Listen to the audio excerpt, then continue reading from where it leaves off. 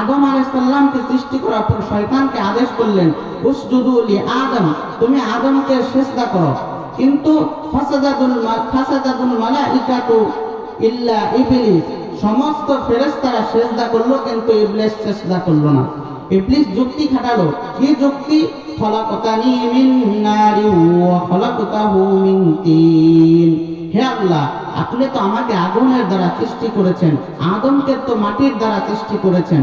অর্থাৎ আগুনের স্বভাব হলো আগুন জ্বালিয়ে দিলে আগুন উপরের দিকে উঠবে, আর মাটির স্বভাব হলো মাটিকে ছেড়ে দিলে মাটি নিচের দিকে থাকবে। আল্লাহর সাথে যুক্তি তর্ক করা শুরু করলো। আল্লাহ রব্বুল আলামিন শয়তানকে বিতাড়িত করে দিলেন। তার একটি বড় কারণ হলো শয়তান কি করেছে? অহংকার করেছে। এজন্য অহংকার করা যাবে না। একজন আল্লাহর ওলি দুনিয়াতে থাকা অবস্থায় 500 বছর জীবিত হায়াত পেয়েছিল। 500 বছর ইবাদত করেছে, বন্দেগী করেছে, আমল করেছে, সমস্ত হুকুম বিধিবিধান মেনে চলেছে, নামাজ পড়েছে, রোজা রেখেছে, যাকাত আদায় করেছে, হজ করেছে।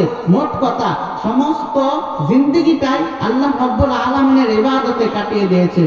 যখন সে মারা যাওয়ার পরে আল্লাহ রাব্বুল আলামিন বলতেছে, আজ আমি আমার রহমতের কারণে তোমাকে আমি জান্নাত দিয়ে দিলাম।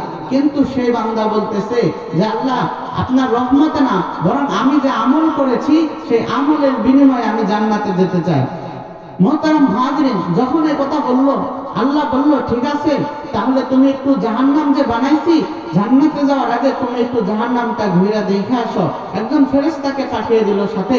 তো জাহান্নামকে ঘুরে ঘুরে দেখাইতেছে। জাহান্নাম ঘুরে দেখানোর পাশাপাশি তার অন্তর, তার তৃষ্ণা, এমন পরিমাণ তৃষ্ণা পাইছে যে পানি সেখানে পাওয়া যাচ্ছে না।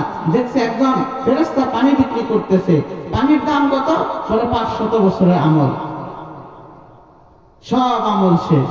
বলে, হ্যাঁ, এখন আমাকে পানি দাও, দরকার হয় আমি তোমাকে 500 বছরের আমল দিয়ে দিলাম, তারপরেও তুমি আমাকে 1 গ্লাস পানি দাও। যখন 1 গ্লাস পানি খাইছে, তখন দেখছে জীবনের 500 আমল সব শেষ। জান্নাতে যাবে কি দিয়া? জান্নাতে যাওয়ার পুঁজি আর নাই।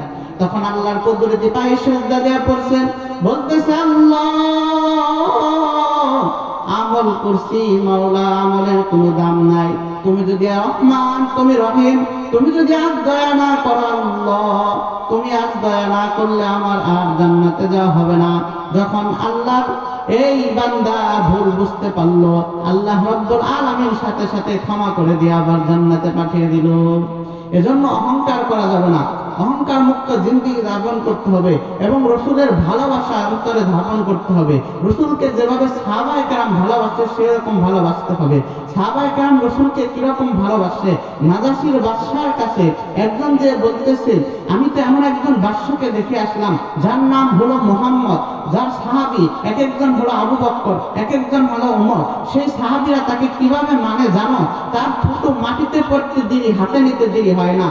তার থুতু মাটি পড়তে দেরি, হাতিতে নিতে দেরি হয় না। সে যখন কান্না করে, তার চোখের পানি মাটিতে পড়তে দেরি, হাতে নিতে দেরি হয় না। তারা তাকে এত পরিমাণ ভালোবাসে। শুধু তাই নয়, এক যুদ্ধের মধ্যে আল্লাহ রসুলকে কাফেররা চারদিক